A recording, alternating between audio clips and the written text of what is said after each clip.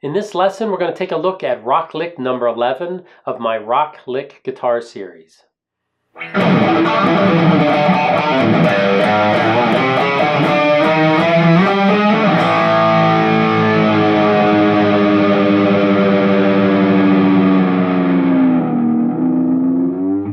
Alright, let's take a look at this rock lick number 11.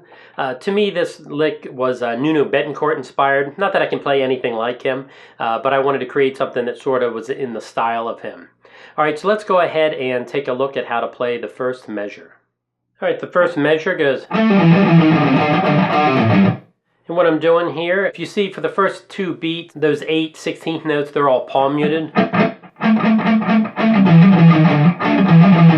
You know, I'm just not letting them ring.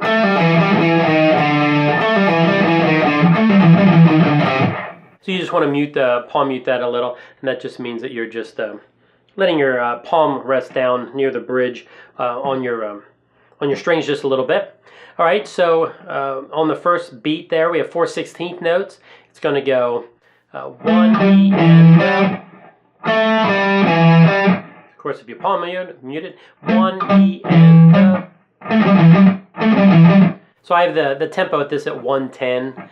So if you have a metronome, you can put it on, and that way you can play it along at the exact speed that I'm playing it. I'm sure in the intro I just played it however I felt. I didn't have a metronome going. But if you want to know, the speed at which it was written is 110 beats per minute. All right, so the first beat goes 1 E and or 7 5 7 5. You can look down at the tab down below for exactly what strings I'm playing. For beat number 2, I'm going 2 E and 2 E and or on the 5th string 7 6 5 3. So if you put those first two beats together, I'm going 1 E and 2 E and For beat number 3, we have 2. I was gonna say they're dotted eighths. They're not. I just wanted them played. I wanted them played short, so I kind of have those with like staccato markings, so that way, so it kind of sounds like you're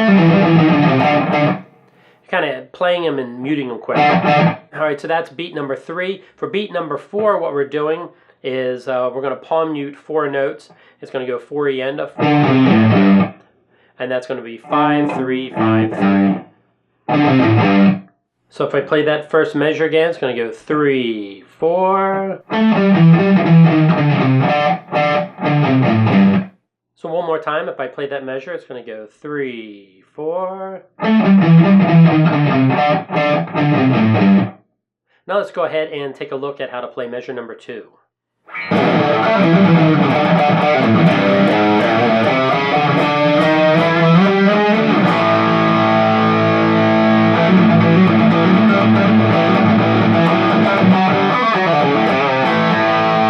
For measure number 2, what we start off with is 3 quarter note triplets. So we're on the 6th string. We're going to go 3 3 4 5.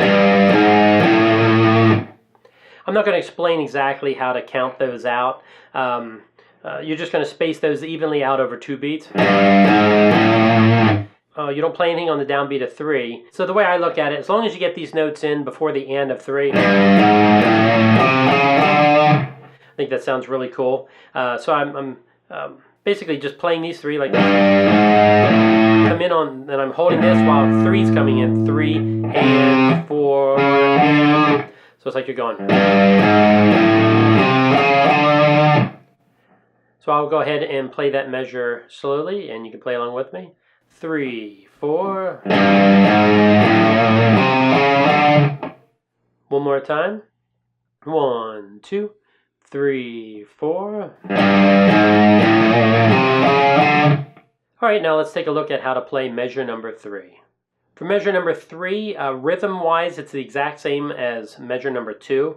We have a set of quarter note triplets, and then we're holding over on the downbeat of 3. So we're going,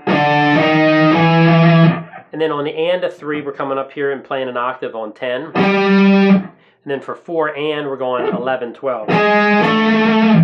So what an octave is, the very first thing I'm playing is I'm coming in playing this D here. Then I'm also playing an octave above it, up 2 frets and over 2 frets. So I'm playing this D, and up to and over to, that D right there. How I'm physically playing it is my first finger is holding this D down, and then I'm letting this first finger mute out the 6th string and strings 1, 2, and 3, and 4. So just this one finger alone is muting out all the strings except the 5th string, and then I'm going to put this finger down on the, I'm going to put this down on the 3rd string. So when I strum this, you should only be able to hear strings 3 and 5. So what I'm doing is I'm just going 5, 6, 7, which is D, D sharp, E. So that's what I'm doing in the beginning there, going. And for and 3, I'm going. So that measure goes. And the 10 is coming in on the and of 3, then 11 is 4, then on the and of 4 is the 12 there, those A's. So I'm going to go ahead and play that measure again. 3, 4. One more time, playing measure number 3. 3, 4. Now let's take a look at how to play measure number 4. For measure number 4, I'm just simply playing an A power chord and letting it ring for 4 beats. That's the 5th string open. Then I'm playing the 2nd fret on strings 3 and 4. I'm just barring that with my first finger. I use my thumb to block out the 6th string. That way when I play it, I can hit the 6th string. And you're not going to hear it. If the 6th string is muted out, you're not going to hear it too much. Alright, so that is how you play measure number 4. Now I'm going to play the riff a couple times and you can play along with me.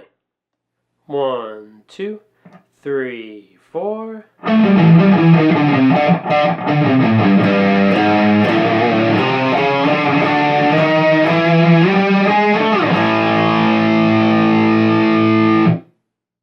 Alright, one more time.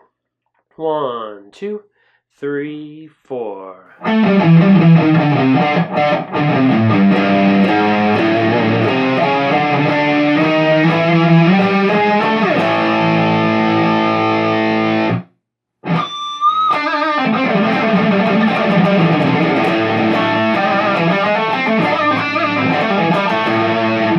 Alright, for this next section, what I'm going to do is I'm going to explain basically the music theory behind this rock lick and how I created it. So if you're not really interested in learning anything about music theory or creating licks, then you might want to just skip this section and go to the end of the video. But if you are interested in creating a lick like this, then I'm going to explain to you how I did it.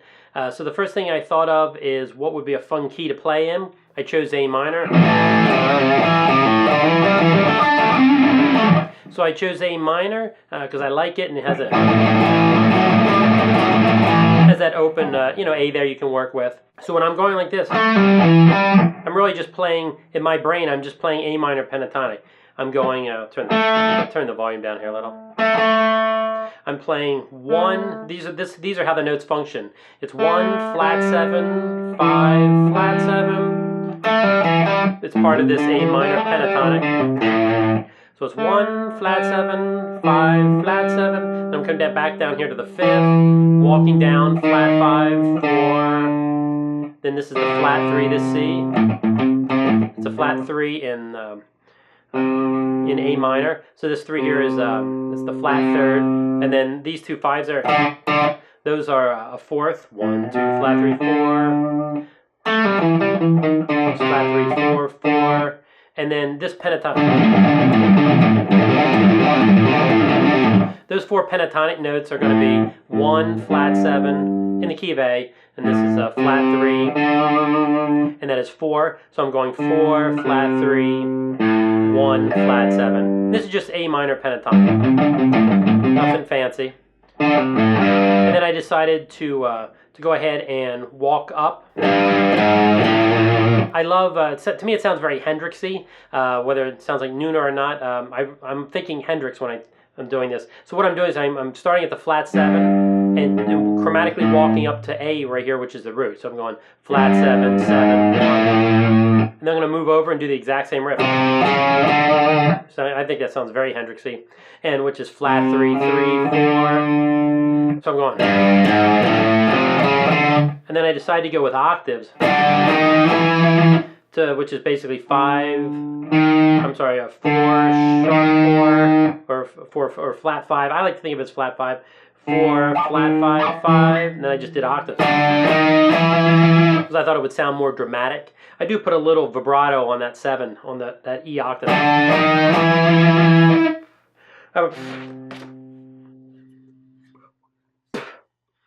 Believe it or not, there's a bug in here, and it just went in my mouth. Like, unbelievable. Alright, well that was gross. I'll probably have to clip this out.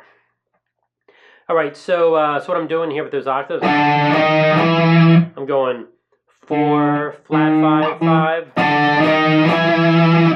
and then I'm going to go up to 10, which is basically I'm starting on the flat 7, this G, and chromatically walking up to 1, which is A. I'm kind of walking up to the 5th. Then here I'm walking up to the root, which is A.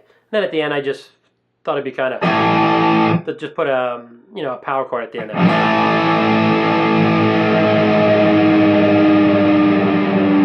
A slow dive would be really cool as well. So that was my thinking behind how I created this guitar lick. I hope you find this helpful, so you can create some cool rock licks of your own.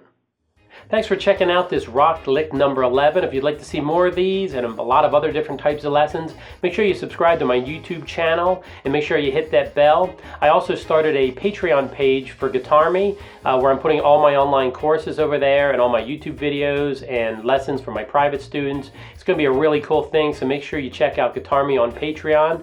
Thanks for checking out this lesson, and I'll see you in the next one.